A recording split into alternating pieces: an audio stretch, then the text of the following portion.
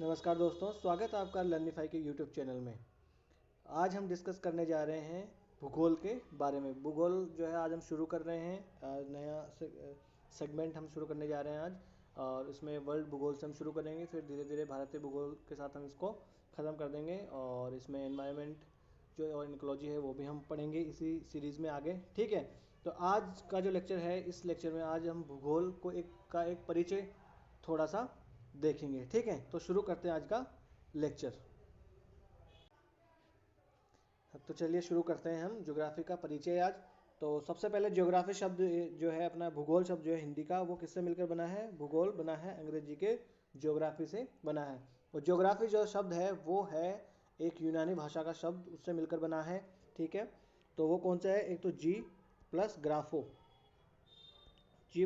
से मिलकर बना है ज्योग्राफी। और जी का मतलब होता है पृथ्वी से संबंधित, और ग्राफो का मतलब होता है वर्णन करना। इस प्रकार ज्योग्राफी का मतलब क्या हो गया? पृथ्वी का वर्णन करना। तो पृथ्वी का वर्णन करना मतलब हो गया किसका? ज्योग्राफी का। और ये किसका वर्ड है? लैटिन भाषा का वर्ड है। देखिए, यूपीएससी में आपसे ये कोई नहीं पूछने वाला, पीसीएस में आपसे पूछा जा सकता है, एसएससी वगैरह कोई दे रहा है उसमें ये पूछा जा सकता है। ठीक है ना? ठीक है, फिर आगे देख लेते हैं। तो यूनान में हुआ था, एक बड़ा दार्शनिक हुआ, एक बड़ा विद्वान हुआ जिसका नाम था हिकेटियस। तो उस हिकेटियस ने पुस्तक लिखी, जस पीरियडस नाम की पुस्तक उसने लिखी। किसने? यूनान का जो एक दार्शनिक और एक जो महान विद्वान हुआ हिकेटियस, उसने एक किताब लिखी जस पीरियडस, जिसका मतलब होता है पृथ्वी का वर्णन। और इसने सबसे पहले भौगोलिक तत्व जो है उसका क्रमबद्ध वर्णन उसने इस किताब में किया, हिकेटियस ने। इसलिए हिकेटियस को ही हम कह देते हैं ज्योग्राफी का जनक, या भूगोल का जनक जो है वो किसे कह देते हैं? हिकेटियस को ही कह देते हैं। ये एक यूनानी विद्वान हुआ करते थे। फिर इरेस्थोथेनिस नाम का एक और विद्वान हुआ, जिसने पृथ्वी के वर्णन के लिए ज्योग्राफी शब्द का पहली बार प्रयोग किया। यानी हिकेटियस ने ज्योग्राफी शब्द का प्रयोग नहीं किया, उसने जस्ट पीरियडस ऐसा एक पुस्तक लिखी। परंतु इरेटोस्थेनिस जो था, उसने सबसे पहले पृथ्वी के वर्णन के लिए ज्योग्राफी शब्द का इस्तेमाल किया। ठीक है ना? अब ये ज्योग्राफी की कुछ परिभाषाएं हैं, जैसे भूगोल पृथ्वी तल का उसकी क्षेत्रीय भिन्नता के साथ मानवीय निवास के रूप में अध्ययन है। ये आपको याद रखने की जरूरत नहीं है कि एग्जैक्ट, ये आपको कोई नहीं पूछने वाला है। ठीक है? भूगोल पृथ्वी तल और पृथ्वी पर रहने वाले निवासियों का विज्ञान है। ठीक है, ये इन्होंने एक परिभाषा इसकी दी है। ये चीज़ें हम नहीं देखते हैं, आगे बढ़ते हैं। तो हम जो है भाई, ज्योग्राफी की शुरुआत कहाँ से हुई होगी? कहीं से तो शुरुआत हम मानेंगे ना इसकी। तो ब्रह्मांड सबसे पहले देखेंगे कि ब्रह्मांड की उत्पत्ति कैसे हुई। पृथ्वी कहाँ रहती है? ब्रह्मांड में तो रहती है। तो ब्रह्मांड का ही तो पार्ट है पृथ्वी। तो ब्रह्मांड की उत्पत्ति कैसे हुई, इन सब चीज़ों के बारे में हम जानेंगे। फिर ब्रह्मांड चीज़ क्या है, ब्रह्मांड में क्या कौन कौन सी चीज़ें हैं। जैसे पृथ्वी है तो पृथ्वी क्या है? ग्रह है। फिर सूर्य है तो सूर्य क्या है? एक तारा है ना? फिर उल्कापिंड होते हैं, फिर क्षुद्र ग्रह होते हैं, तो ये धूमकेतु होते हैं। ये अलग अलग चीज़ें क्या है, इनके बारे में भी हम जानेंगे। ठीक है, तो ब्रह्मांड क्या चीज़ है? तो ब्रह्मांड मतलब, ब्रह्मांड है सबका बापू, यानी जिसमें आकाशगंगा आ गई, जिसमें तारे आ गए, ठीक है, जिसमें धूमकेतु आ गए, जिसमें ग्रह आ गए, जिसमें उपग्रह आ गए। ठीक है ना? ये सारी चीज़ें मिलकर क्या बनाती है? ब्रह्मांड या यूनिवर्स, जिसे इंग्लिश में कहते हैं। तो ब्रह्मांड या यूनिवर्स इसे कहते हैं, है ना? आकाशगंगा, तारे, ग्रह, क्षुद्र ग्रह, धूमकेतु, ये सब मिलकर क्या बनाते हैं? ब्रह्मांड का निर्माण करते हैं। और ब्रह्मांड जो है उसकी सीमा असीम है, उसकी सीमा आज तक कोई नाप नहीं पाया है। ठीक है, फिर यहाँ से कुछ इंपॉर्टेंट सवाल जो है वो बन सकते हैं यहाँ से। सबसे पहले देखिए, आज जो हम ऐसे मानते हैं ना कि अपना अपना सोलर सिस्टम है, इसमें सूर्य बीच में और सारे ग्रह इसके चक्कर लगाते हैं। आज तो बच्चे बच्चे को ये चीज़ पता है, परंतु सबको शुरुआत में ये सब चीज़ें नहीं पता थी।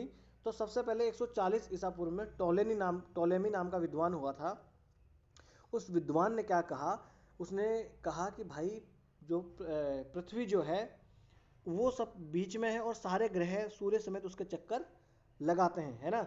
ये होगी पृथ्वी, और सारे ग्रह जो है इसके चक्कर लगाते हैं, इंक्लूडिंग सन, है ना? तो ये क्या हो गया?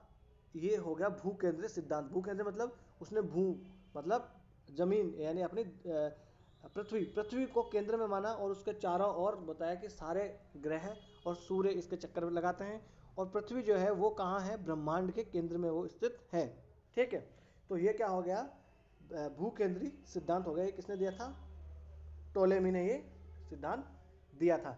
तो उसके बाद में 1543 ईस्वी में एक विद्वान आता है कोपरनिकस। कहाँ का होता है? पोलैंड का निवासी ये होता है। उसको पता लगता है कि नहीं यार ये तो गड़बड़ है, ये तो ऐसा तो होता नहीं है। तो उसने बताया कि भाई साहब आप जो कह रहे हैं ना ये गलत है। आज तक जो आप मानते आए हो कि पृथ्वी ब्रह्मांड के केंद्र में है, उनके हिसाब से ब्रह्मांड यही था, पृथ्वी और इसके आसपास के ग्रह। उनको पता ही नहीं था उस टाइम पे कि इतने बड़ा भी ब्रह्मांड होगा। ठीक है, तो भाई उसके अनुसार उसने बोला कि भाई आप जो मान रहे हो ना आज तक कि पृथ्वी ब्रह्मांड के बीच में और सारे ग्रह उसके चक्कर लगाते हैं सूर्य समेत, ऐसा नहीं है। सूर्य जो है वो उसके वो केंद्र में है और उसके चारों ओर जो है वो परिक्रमा करते हैं सारे ग्रह। तो ये हो गया सूर्य केंद्रीय सिद्धांत, ये कहा कोपरनिकस ने। ठीक है, इसलिए कोपरनिकस को क्या कह देते हैं? आधुनिक खगोलिकी का जनक हम इसे कह देते हैं। पर देखिए जब इसने कहा तो ये क्या माना गया? धर्म के विरुद्ध माना गया। कोपरनिकस की ये वाला सेंटेंस जो है, ये वाली बात इसकी धर्म के विरुद्ध मानी गई कि चर्च ने माना है कि भैया पृथ्वी बीच में है तो आप इसका खंडन कैसे कर सकते हैं? आप तो विद्रोही हैं, आप तो विधर्मी हैं। इसलिए कोपरनिकस को फिर फांसी दे दी जाती है और बाद में सिर्फ एक बार फांसी दे के इनका जी नहीं भरता है। कोपरनिकस को बेचारे को हर साल इसकी कब्र में से निकालते हैं, उसकी हड्डियों को फांसी देते हैं कि तूने बोला तो कैसे बोला, ये वाली बात है ना, तू चर्च के खिलाफ कैसे जा सकता है। तो देखिए ये पश्चिमी देश जो है ना हमें आज नैतिकता का ज्ञान सिखाते हैं, ये हमसे भी पीछे हुआ करते थे। मगर इनकी एक अच्छी बात यह है कि इन्होंने अपने आप में धीरे धीरे सुधार किए, है ना। पर अपने यहाँ देखिए, अपने यहाँ वापस हम जो है ना पीछे की तरफ वापस जा रहे हैं। राजा राम मोहन राय और ऐसे बहुत सारे विद्वान जो हैं उन्होंने बहुत सुधार करने की भारतीय समाज में कोशिश की, परंतु हम जो हैं कि भाई सुधरने का नाम ही नहीं ले रहे हैं। हमारा अगर इतिहास देखो तो हम बहुत महान हुआ करते थे, परंतु आज तो हम हर गलत चीज़ को संस्कृति के नाम पे सही ठहराने में लग जाते हैं, है ना। तो देखिए ऐसा भी उस काल में उनके साथ हुआ करता था। फिर वहाँ पर जो है ब्लडलेस क्रांति आई, उस क्रांति के बाद में वहाँ पर सब कुछ बदल गया। आधुनिक विचारधारा, वैज्ञानिक विचारधारा वहाँ पर आने आई। ठीक है ना। आज भी देखिए हमारे यहाँ कितने अंधविश्वास भरे पड़े हैं, छोटे छोटे बच्चों की जानें चली जाती है, नरबली अभी भी दे दी जाती है। तो ये अंधविश्वास ही है। तो हमें क्या है? विज्ञान की ओर बढ़ना है, तभी हम आगे बढ़ सकते हैं। देखिए इन लोगों ने विज्ञान को अपनाया, तर्क को अपनाया, तो ये देश हमसे आगे निकल गए, नहीं तो प्राचीन काल में हम सबसे आगे हुआ करते थे। ठीक है, तो इसलिए इनको क्या कह देते हैं? आधुनिक खगोलिकी का जनक इन्हें कह देते हैं, कोपरनिकस को। फिर आता है एक केपलर। तो केपलर ने सबसे पहले बताया था कि सूर्य के चारों ओर जो ग्रह करते हैं, जो ग्रह परिक्रमा करते हैं, वो दीर्घवृत्तीय कक्षा में करते हैं। यानी पहले लोग कहते थे, समझते थे कि ये जो ग्रह, ये जैसे कि ये सूर्य हो गया है, इसके चारों ओर जो ग्रह चक्कर लगाते हैं वो इस प्रकार से चक्कर लगाते हैं। ये ग्रह हो गया, ये ग्रह हो गया, ये ग्रह, ये ग्रह, ये ग्रह। परंतु केपलर ने बताया कि नहीं भाई साहब ऐसा नहीं है। ये बताया कि दीर्घवृत्तीय या अंडाकार कक्षा है, उसमें ये इसके चक्कर लगाते हैं। जैसे ये सूर्य है तो वो इस प्रकार से चक्कर लगाते हैं, ये होता है दीर्घवृत्तीय या अंडाकार कक्षा में ये चक्कर लगाते हैं सूर्य के। तो सबसे पहले किसने बताया था? ये केपलर ने ही बताया था। एक मिनट में पानी पी लूं। उसके बाद में गैलीलियो नाम का एक आदमी आता है केपलर के बाद में, और वो भी गैलीलियो की बात का समर्थन करता है कि हाँ भाई साहब केपलर साहब जो है वो सही कह रहे हैं। और 1609 में वो दूरबीन का आविष्कार भी कर देते हैं। कौन? गैलीलियो। ये तो आपने सुना ही होगा। और ये गैलीलियो जो है दूरबीन का आविष्कार करके बृहस्पति ग्रह के 4 उपग्रह जो है ना उनके बारे में वो बता देता है कि देखिए ये किस प्रकार से चक्कर लगा रहे हैं। ठीक है, और सौर कलंक के बारे में भी पता लगा देता है। ये सौर कलंक क्या होते हैं? जैसे अपना सूर्य होता है, तो कलंक का मतलब क्या होता है? कलंक मतलब काला पड़ जाना कहीं से, है ना। तो ये जो अपना सूरज होता है ना, इस सूरज में कहीं कहीं पे काले काले धब्बे हो जाते हैं। एक 11 साल का साइकिल होता है, वैसे पूछेगा आपको कोई नहीं, पर एक 11 साल का साइकिल होता है। ये धब्बे क्या होते हैं कि यहाँ का तापमान जो है आसपास के तापमान से यहाँ का तापमान कम होता है, इसलिए वो काले नज़र हमें आते हैं। तो ये होता है सनस्पॉट या सौर कलंक या सूर्य कलंक। तो इसका पता भी इसने लगा लिया। ठीक है, और यह भी बता दिया कि सूर्य का सबसे निकटवर्ती जो तारा है ना वो क्या है? प्रोक्सिमा सेंचुरी है। हालांकि सूर्य भी एक तारा है और हमारा जो पास में यही है, इसलिए तो हमें इस सूर्य से ही तो ऊष्मा प्राप्ति होती है। और फिर अगर सूर्य का सबसे निकटवर्ती तारा और देखें तो वह है प्रोक्सिमा सेंचुरी। ठीक है, फिर आता है एडविन पी, है ना। एडविन पी जो आता है वो कहता है कि आकाशगंगा जो है ना अपने अपने आकाशगंगा कौन सी है? मिल्की वे, जिसे हिंदी में कहते हैं दुग्ध मेखला। तो उन्हें बताया कि जो अपनी मिल्की वे जो अपनी गैलेक्सी है ना आकाशगंगा, आकाशगंगा को इंग्लिश में कहते हैं गैलेक्सी,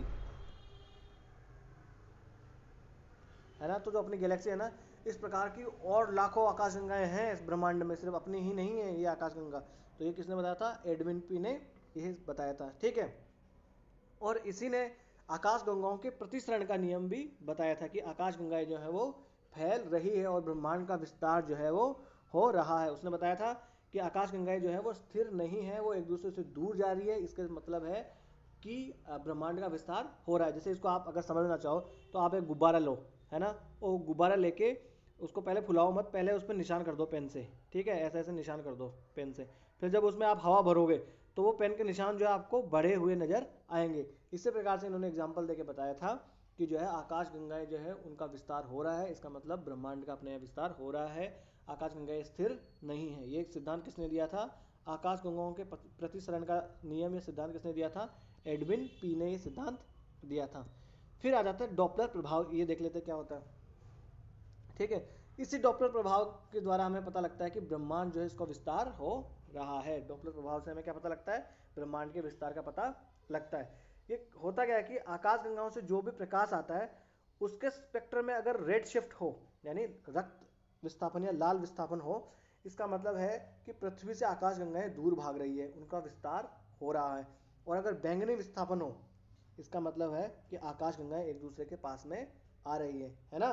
जैसे अगर ये आकाशगंगा है और ये आकाशगंगा है, और ये आकाशगंगा में से यहाँ से जो प्रकाश आता है उस वो स्पेक्ट्रम अगर रेड उसमें शिफ्ट होता है तो मतलब आकाशगंगा एक दूसरे से दूर जा रही है, यानी विस्तार इनका हो रहा है। और अगर बैंगनी विस्थापन या वायलेट शिफ्ट आता है, इसका मतलब होता है कि आकाशगंगाएं जो है वो इतनी बड़ी थी तो वो इतनी हो रही है, यानी वो सिकुड़ रही है, ठीक है।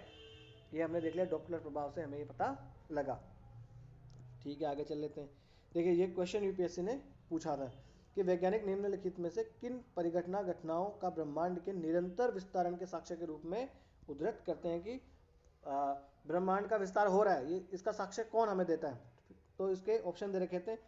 अंतरिक्ष में सूक्ष्म तरंगों की उपस्थिति का पता चलना, अंतरिक्ष में रेडशिफ्ट परिघटना का अवलोकन, अंतरिक्ष में क्षुद्रग्रहों की गति, अंतरिक्ष में सुपरनोवा विस्फोटों का होना। आपके दिमाग में आ गया सर सुपरनोवा क्या है, क्षुद्र ग्रह क्या है, ये रेडशिफ्ट तो हमने देख लिया, सूक्ष्म तरंगे आकाश में पाई जाती है, ठीक है। तो ये चीजें क्या है, तो ये सब हम डिस्कस करेंगे। क्षुद्र ग्रह क्या है, सुपरनोवा क्या है, ठीक है। तो इसका आंसर क्या था? 1 और 2, यानी रेडशिफ्ट तो हमने देखा कि रेडशिफ्ट का मतलब विस्तार हो रहा है, और बैंगनी शिफ्ट हो तो उसका मतलब है कि विस्तार नहीं संकुचन हो रहा है। और अंतरिक्ष में जो सूक्ष्म तरंगों का पता लगा है उसकी वजह से तो हाँ कि विस्तार हो रहा है।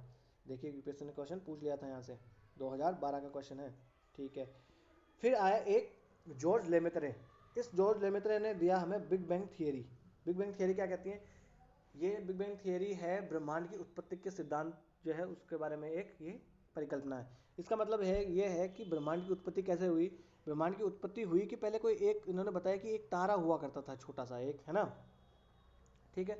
उस तारे में बहुत सारा विस्फोट, एक मतलब एकदम से विस्फोट हो जाता है और वो फैल जाता है, और 1 सेकंड के अंदर अंदर जो है पूरे ब्रह्मांड का निर्माण हो जाता है। ये कहता है बिग बैंग थियरी, और सबसे प्रमाणिक इसी को माना जाता है आज तक। यहाँ बिग बैंग थियरी की वजह से ही जो है ब्रह्मांड का जो है निर्माण हुआ है। इसके अनुसार क्या कहता है ये, करोड़ों वर्ष पूर्व अंतरिक्ष में एक अत्यंत भयंकर विस्फोट हुआ था जिससे प्रारंभिक पदार्थ की उत्पत्ति हुई, और इसी पदार्थ से आकाश गंगाओं का निर्माण हुआ। और आकाश गंगाओं के अंदर क्या होते हैं? ग्रह वगैरह होते हैं, ठीक है। फिर आगे देखते हैं। फिर ब्रह्मांड की उत्पत्ति को जानने के लिए यूरोप में, जैसे अपना स्विट्जरलैंड और फ्रांस है ना, वहाँ के बॉर्डर पर एक एक्सपेरिमेंट चल रहा है। वहाँ पर कौन सा चल रहा है? लार्ज हेड्रोन कोलाइडर नाम का एक प्रयोग किया गया था 2010 में। तो उस लार्ज हेड्रोन कोलाइडर जो है उसकी मदद से ये जानने की कोशिश करी गई थी कि ब्रह्मांड की उत्पत्ति जो है वो कैसे हुई है ना। इसे कहते हैं European centre for nuclear research. आप तो बोलेंगे European centre for nuclear research है, और ये सर्न तो कहीं जम ही नहीं रहा। तो ये जो है सर्न जो है ये इसका फ्रांसीसी या स्विट्जरलैंड में ऐसे इसका नाम है, फ्रांसीसी भाषा में इसका नाम है। तो ये इस इंग्लिश में बोलोगे तो ये इस प्रकार का आएगा। तो ये सर्न भी आपको याद रखना है ना। जैसे गॉड पार्टिकल ढूंढा गया था, वो गॉड पार्टिकल यहीं ढूंढा गया था, और ये आज भी है, यहाँ पर खोजबीन होती रहती है, ठीक है। आगे चल लेते हैं। फिर है आकाशीय पिंड या खगोलीय पिंड, जो आपको ये जो अभी शंका उत्पन्न हो रही थी आपके मस्तिष्क में कि ये क्षुद्र ग्रह क्या है, ये सुपरनोवा या नोवा क्या है, इनका समस्त निवारण आपका किया जाएगा। बने रहिए हमारे साथ, ठीक है। तो आकाशीय पिंड या खगोलीय पिंड क्या होता है, उसमें देखिए एक तो आकाशगंगा आती है, तारे आते हैं, ग्रह आते हैं, उपग्रह आते हैं, धूमकेतु आते हैं, क्षुद्र ग्रह आते हैं, ठीक है ना, ये सब चीजें उसमें आती है। ये होते हैं खगोलीय पिंड, ठीक है। सबसे पहले हम देख लेते हैं कि आकाशगंगा या मंदाकिनी जिसे कहते हैं, है ना, जिसे इंग्लिश में कहते हैं गैलेक्सी, गैलेक्सी ये क्या होता है, ठीक है। तो होता क्या है कि बहुत सारे तारे, तारा जो होता है ना, तारों का समूह वो होता है, उससे मिलकर बनती है आकाश गंगा। तो वो तारा का समूह जब अपने आप को गुरुत्वाकर्षण के कारण एक दूसरे से ये बंध जाते हैं तो उससे बनती है आकाश गंगा। तो प्रत्येक आकाश गंगा का निर्माण होता है धूल और गैसों तथा असंख्य तारों से उसका निर्माण होता है। ब्रह्मांड में क्या है, धूल गैसें सब भरी पड़ी है, उन्हीं से मिलकर और असंख्य तारों जो है उनसे मिलकर निर्माण होता है एक आकाश गंगा। जैसे अपनी आकाश गंगा है मिल्की वे, दुग्ध मेखला, उसमें बहुत सारे तारे हैं, जैसे एक तो अपना सूर्य तारा हो गया, एक प्रोक्सिमा सेंचुरी हो गया, ऐसे बहुत सारे तारे होंगे। तो ऐसे तारामंडल जो है, तारा हो गया एक, तो फिर तारों का समूह तारामंडल, तो ऐसे बहुत सारे तारामंडल मिलके जो है वो बनाते हैं आकाश गंगा, ठीक है। जिसमें से 98% भाग तो तारे होते हैं और शेष 2% भाग धूल व गैसें होती है एक आकाश गंगा के अंदर, ठीक है। आकाश गंगाएं जो है वो 3 प्रकार की होती है। एक तो सर्पिल, मतलब ऐसे ऐसे सर्पिल होती है, एक दीर्घवर्तीय मतलब इस प्रकार की होती है, ठीक है, और एक अनियमित मतलब वो किसी प्रकार की भी हो सकती है, इस प्रकार की, किसी प्रकार की भी हो सकती है। तो 3 प्रकार की आकाश गंगाएं होती है, ठीक है।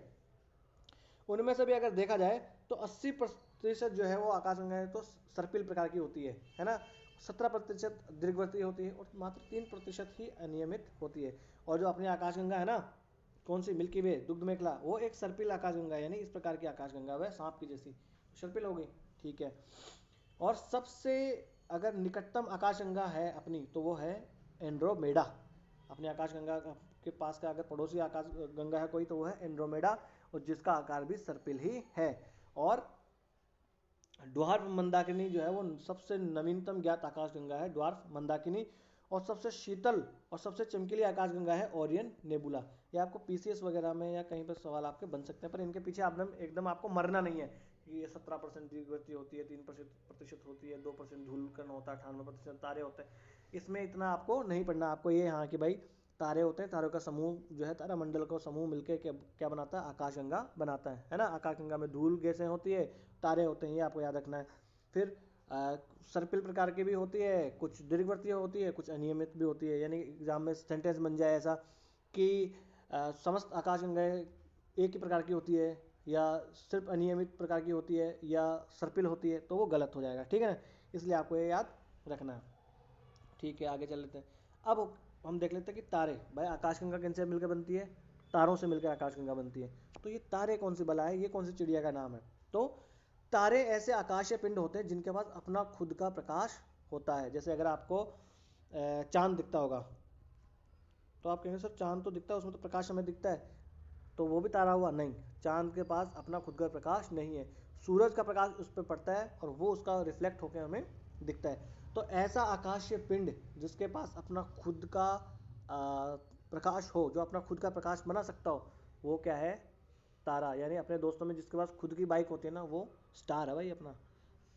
और जिसके पास नहीं हो, दूसरे से उधार मांगता हो, वो बेचारे ग्रह या उपग्रह हैं, है ना। तो तारा मतलब जिस आकाशीय पिंड के पास अपना खुद का प्रकाश होता है वो होता है तारा।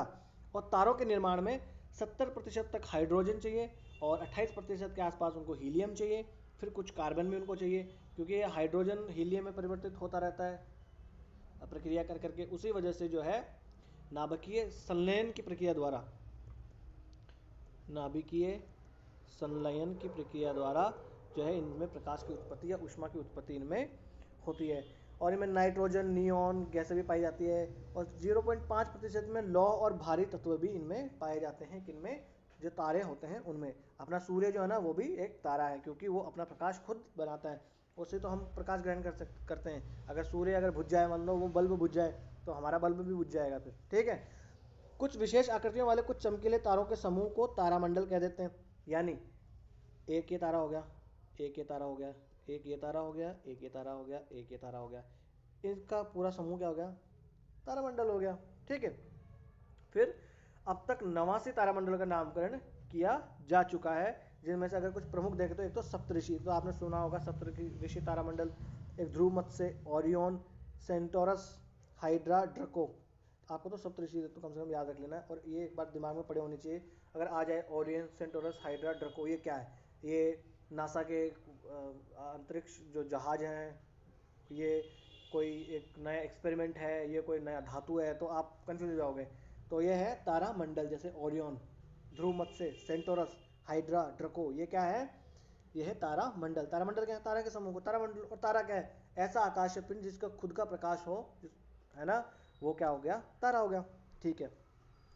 फिर हमने एक, आपने सुना होगा ध्रुव तारे के बारे में, है ना। तो ध्रुव तारा क्या होता है? आसमान में वो हमेशा एक ही स्थान पे रहता है, और वो भी उत्तर दिशा में रहता है। तो पहले के लोग क्या करते थे, ये ध्रुव तारे को देख के ही दिशा का ज्ञान वो पता लगा लिया करते थे। आप भी रात में कभी जब अमावस्या का टाइम हो ना, तो आप देखना ध्रुव तारा आपको उत्तर दिशा में दिखेगा। तो रात में इसकी सहायता से जो है वो दिशा का निर्धारण पहले कर लिया जाता था। ठीक है। यदि जो सप्तऋषि मंडल के तारों को संकेत को आपस में मिला दें और एक काल्पनिक रेखा खींच दी जाए और उससे आगे बढ़ाया जाए, तो ये ध्रुव तारे की ओर इंगित करता है। तो जो अपने सप्तऋषि मंडल के तारे हैं ना, उन तारों को मिला दिए एक साथ और एक काल्पनिक रेखा खींच दें, तो वो काल्पनिक रेखा हमें किस तरफ दिखाएगी? वो दिखाएगी ध्रुव तारे की। और देखिए ये भी एक क्वेश्चन यूपीएससी पूछ चुकी है 2012 में। देखिए यहाँ से 2012 में 2 क्वेश्चन आ चुके हैं। जैसे क्वेश्चन था, एक व्यक्ति काली अंधेरी रात में रेगिस्तान में खड़ा था।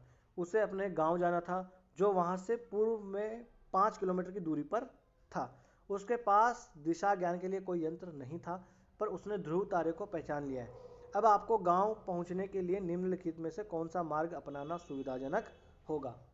तो देखिए आपके पास 4 ऑप्शन दे रखे थे। कौन कौन से? ध्रुव तारे की दिशा में चलो, ध्रुव तारे से विपरीत दिशा में चलो, ध्रुव तारे को बाईं ओर रख के चलो, और ध्रुव तारे को दाईं ओर रख के चलो। तो देखिए यहाँ से समझ लेते हैं, यहाँ से आपको समझ में नहीं आया। तो जैसे ये हम दिशा होगी, ये नॉर्थ हो गया, ये साउथ, ये ईस्ट, ये वेस्ट। ये आदमी जो है, इसने पता लग गया कि ध्रुव तारा किधर है। ध्रुव तारा कहाँ होगा? नॉर्थ में। तो यहाँ होगा ध्रुव तारा। इसने इसको पहचान लिया। इसका घर कहाँ है? इसका घर है ईस्ट में, इसको जाना है ईस्ट में। तो दिशाओं का आपको पता है ना, किधर से जाते हैं तो किधर क्या होता है। तो अगर अभी इसको हमें इसको जाना है इधर, तो ये अपना मुंह इधर कर लेगा, है ना। तो इसका दायां हाथ तो इधर हो जाएगा। भाई ये आदमी है, इसका दायां हाथ हो गया इधर, इधर जा रहा है। तो इसका दायां हाथ तो ये हो गया और बायां हाथ ये हो गया। तो अपनी बाईं ओर अगर इसको रख ले तो ये पूर्वी दिशा में चला जाएगा। तो इसलिए आंसर हो गया, ध्रुव तारे को अपनी बाईं ओर रख के चले तो वो कहाँ पहुंच जाएगा? वो पहुंच जाएगा अपने घर पे। ठीक है, आगे चल लेते हैं। फिर अगर आप देखें तारे हमने देखे, अब तारों के प्रकार भी हम देख लेते हैं। एक तारा होता है आदि तारा। आदि तारा मतलब नया नया जो बना है, शुरुआत वाला तारा। आप इसको नाबालिग तारा कह सकते हैं। तो नाबालिग तारा किसे कहते हैं? हाइड्रोजन और हीलियम जो गैसें होती हैं, उनका संघनन हो जाता है जब, और वो घने बादल बन जाते हैं, उनको पहले तो कहते हैं ऊट क्लाउड। ये ऊट क्लाउड क्या होते हैं, ये भी आपको पूछ सकते हैं एग्जाम में, है ना। ये ऊट क्लाउड यहाँ पर बारिश करने के लिए पैदा नहीं होते हैं। इनका ये क्या बड़े आदमी हैं ऊट क्लाउड, ये बारिश वारिश छोटा काम नहीं करते ऊट क्लाउड। ऊट क्लाउड क्या करते हैं? तारा बनाते हैं यार। नाबालिग तारे के इन्हीं से पैदा होता है नाबालिग तारा, ऊट क्लाउड से। तो जब ऊट क्लाउड बन जाता है और अपने गुरुत्वाकर्षण के कारण वो बादल जो है एक जगह आ जाता है और सिकुड़ जाता है, तो वो तारे में परिवर्तित हो जाता है। और इसे कहते हैं प्रोटोस्टार या आदि तारा या नाबालिग तारा। नाबालिग तारा एग्जाम में मत लिख के आ जाना, ये तो मैं आपको समझाने के लिए बता रहा हूँ। तो होता क्या है, हाइड्रोजन और हीलियम गैसें एक जगह आ जाती है, वो संघनित होने लगती है और गुरुत्वाकर्षण के कारण वो सिकुड़ जाती है, और सिकुड़ जाने के बाद में जो तारा जो बादल होता है वो तारे में परिवर्तित हो जाता है, और वो क्या हो जाता है? आदि तारा हो जाता है। उसके बाद में आता है रेड जाइंट तारा, यानी लाल दानव इसे हिंदी में कहते हैं। देखिए आपको हिंदी के साथ साथ इंग्लिश भी याद रख लेना, यहाँ रेड जाइंट, है ना। तो जब तारे में हाइड्रोजन कम हो जाती है तो इसकी बाहरी सतह फूलकर लाल हो जाती है। ये समझो आप, तो जैसे आप बचपन में थे और आपको चाय कम दे दी, आपको बिस्किट कम दे दिए, आपको नमकीन कम दे दी, तो आपका क्या होगा? आप भी फूल जाते, लाल हो जाते हैं ना गुस्से से। तो जब आप लाल हो जाते हैं फूल के गुस्से से, तो आप हो जाते हैं रेड जाइंट। तो जब इसमें भी तारा क्या खाता है? तारे का भोजन क्या है? हाइड्रोजन और हीलियम खाता तारा।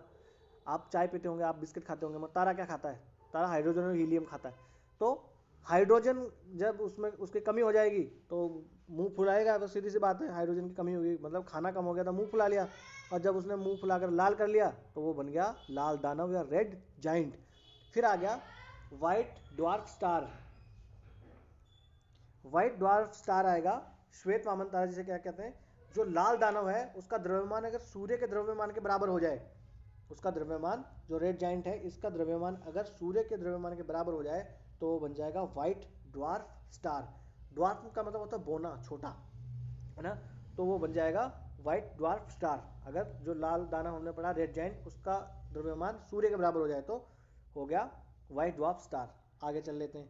फिर है न्यूट्रॉन स्टार। क्या होता है? तो जो अपना रेड जाइंट स्टार जो था अपना, जिसको खाना कम मिल रहा था, हाइड्रोजन इसके पास कम थी, उसका मुंह फूल गया था, उसका द्रव्यमान अगर सूर्य के द्रव्यमान से भी ज़्यादा हो जाए, इतना फूल जाए, मान लो इतना उसका द्रव्यमान हो जाए कि वो सूर्य के द्रव्यमान से भी उसके द्रव्यमान ज़्यादा हो गया, तो क्या होगा? अपने हद से ज़्यादा बढ़ेगा, ज़्यादा द्रव्यमान करेगा तो फटेगा, फटेगा तो उसमें विस्फोट होगा, और जो वो विस्फोट होएगा तो किसका निर्माण होगा? न्यूट्रॉन स्टार का या न्यूट्रॉन तारे का निर्माण होगा, है ना। तो इनका जनक कौन है सारे का? लाल तारा ही तो है, ठीक है। फिर हो गया ब्लैक ड्वार्फ स्टार। ब्लैक, काला कब पड़ जाएगा आदमी? काला कब पड़ता है? वो पाप करता है, भगवान दोष दे देते हैं, तब काला पड़ता है, वो वाला काला नहीं। काला पड़ गया, खाना खत्म हो गया उसके पास भाई, नहीं कोई आदमी खाना नहीं खाता है, कम सोता है तो आंखें काली पड़ जाती है नीचे से, हाँ तो वही ब्लैक ड्वार्फ स्टार ही बन रहा होता है, उसका मतलब धीरे धीरे वो। तो ब्लैक ड्वार्फ स्टार का होता है मतलब होता है जब उसने अपना सारा खाना खा लिया, उसके सारी समस्त हीलियम खत्म हो गया, कुछ नहीं बचा उसके पास, तो वो बन जाता है ब्लैक ड्वार्फ स्टार, यानी काला पड़ गया, जिंदगी खत्म इसकी तो, है ना। तो तारा कहाँ से पैदा हुआ और कहाँ आके मर गया, ये यानी कहाँ मर गया यहाँ तारा भी, यहाँ तक हमने देख लिया। अब होता है नव तारा या सुपरनोवा। जो हमने कहा था नोवा क्या होता है सर, कौन चिड़िया का नाम है नोवा? तो ये है नव तारा या जिसे नोवा कहते हैं। नोवा क्या होता है? जो रेड जायंट स्टार होता है ना अपना, करा धरा सब रेड जायंट स्टार का है। तो रेड जायंट स्टार जब होता है उसमें अगर विस्फोट की स्थिति होती है जब, तो उसे कहते हैं नोवा या सुपरनोवा, है ना।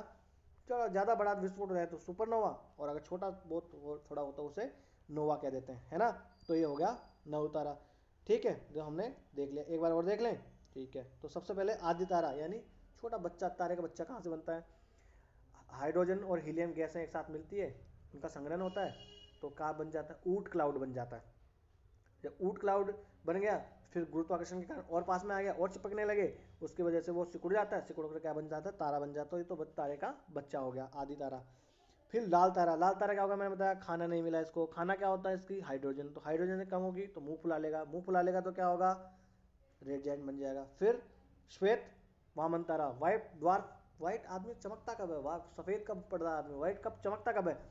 जब उसका द्रव्यमान सूर्य के बराबर हो गया भाई, इतने बड़े के बराबरी उसने कर ली। आप भी जब किसी बड़े आदमी की बराबरी कर लोगे ना, आप भी व्हाइट ड्वार्फ स्टार बन जाओगे, आप भी चमकने लगेगे व्हाइट। तो ये क्या हो गया? जब सूर्य के बराबर उसका द्रव्यमान हो गया तो लाल दानव का, तो वो हो गया व्हाइट ड्वार्फ स्टार। फिर हो गया न्यूट्रॉन तारा। सूर्य से ज्यादा अगर हो जाए उसका द्रव्यमान तो न्यूट्रॉन तारा बन जाएगा। फिर ब्लैक ड्वार्फ क्या होगा? भाई खाना खत्म, जो पैदा खाना बनाया था, जो था उसके पास संपत्ति सारी खत्म, काला पड़ गया, मर गया। ये हो गया समस्त हीलियम जब उसकी समाप्त हो जाएगी सफेद वाले तारे की, है ना। और सफेद वाला तारा कब बना था? कब बना था? जब सूर्य के बराबर हो जाता है तो सफेद पड़ जाता है आदमी, और काला का पड़ता है जब सारा उसका हीलियम उसकी खत्म होगी, तो वो बन गया कृष्ण वामन तारा या ब्लैक ड्वार्फ स्टार। और नव तारा क्या होता है? जो भी लाल वाला अपना ज़्यादा मुंह फुला लेता है ना, और उसका द्रव्यमान और ज़्यादा हो जाएगा तो वो फूटेगा, फूट गया तो क्या हो गया? वो नव, जो प्रक्रिया होती है वो क्या होती है? सुपरनोवा या नोवा उसे कहते हैं। तो आज के लेक्चर में हमने इतना देख लिया। आज जो है आपका दिमाग में थोड़ा थोड़ा ज़्यादा फैक्ट नहीं घुसेंगे, इतना ही लेक्चर आज का रखेंगे। कल के लेक्चर में और इनके बारे में थोड़ा सा विस्तार से जान लेंगे, है ना। हम एनसीईआरटी से भी पढ़ते रहेंगे, और मैं आपको एनसीईआरटी ही से ही मेनली पढ़ाऊंगा, क्योंकि पीपीटी बनाने में थोड़ा टाइम लगता है और मेरा भी एग्जाम है तो इतना टाइम मेरे पास होता नहीं है। मैं क्या करूँगा, आपको एनसीईआरटी से ही पढ़ाऊंगा, और मेरी स्टैंडर्ड बुक है वहाँ से आपको, वहाँ से कंसेप्ट ले लूँगा, अगर एनसीईआरटी में नहीं है तो ठीक है, वहीं से आपको मैं पढ़ा दूंगा। हाँ, एक एक मुझे याद है, एक सीफिड होता है, सीफिड, ये एग्जाम में पूछा था। ये सीफिड क्या होता है? सीफिड भी एक तरीके का तारा ही होता है। सिफिड होता है एक तरीके का तारा। वो तारा क्या होता है कि वो उसको देखा जाए तो वो उसका प्रकाश जो है कभी कम होता है कभी ज़्यादा होता है, इसकी वजह से उसकी दूरी कहाँ है इस तरीके का पता लगा लेते हैं, तो वो होता है सिफिड तारा। सिफिड एक प्रकार का तारा होता है, वो कम ज़्यादा उसका प्रकाश होता रहता है, उसकी वजह से उसकी दूरी का पता लग जाता है, तो ये हो गया सिफिड, है ना। ऐसे जैसे कंसेप्ट नहीं दिए हुए होंगे एनसीईआरटी वगैरह में, तो मैं वहाँ अपनी स्टैंडर्ड बुक से भी नोट्स वगैरह से वो आपको वहाँ पर पढ़ा दिया करूँगा, है ना। और एनसीईआरटी का कंसेप्ट भी आपको अच्छे से समझ में आ जाएगा, उसमें चित्र भी ठीक से दे रखे हैं। और अगर मैं आपको वैसे भी कहता हूँ एनसीईआरटी पढ़ना और वैसे भी आप नहीं पढ़ोगे तो मैं ही वो पढ़ा दिया करूँगा। तो आज का लेक्चर हम यहीं समाप्त करते हैं। हाँ, तो ये अपना है टेलीग्राम चैनल लर्निफाई अनलॉकिंग नॉलेज के नाम से। इस लेक्चर की पीडीएफ आपको इसी चैनल पर प्राप्त होगी। और भी कोई फ्री स्टडी मटेरियल आपको मिलेगा तो वो यहीं पे मिलेगा, कोई पैसा नहीं है, जितना ज्ञान है लुटाते जाओ। बस थोड़ा सा थोड़ा बहुत छोटा बहुत मेरे पास ज्ञान है, जैसा हमने ब्रह्मांड देखा, तो उस ब्रह्मांड में अगर छोटा सा क्षुद्र ग्रह के बराबर जो ज्ञान है मेरे पास, उस क्षुद्र ग्रह के बराबर ज्ञान जो है मैं आपको देता रहूँगा, आपके कहीं पर थोड़ा बहुत काम आ जाए जीवन में, ठीक है। तो बस आपको कोई अगर सलाह देनी हो कि सर आप तेज़ पढ़ाते हो धीरे पढ़ाते हो, ठीक से मैप से समझाओ, या कुछ और आपको सलाह देनी हो, या कुछ ऐसा बताना हो, अप्रिशिएट करना हो कि सर बढ़िया पढ़ा रहे हो, तो लाइक कीजिए, कमेंट कीजिए, सब्सक्राइब कीजिए और कमेंट्स हमें लिखते रहिए। और बड़े ही लोकतांत्रिक ढंग से मैं अपने इस छोटे से परिवार को आगे बढ़ाएंगे। नमस्ते, धन्यवाद।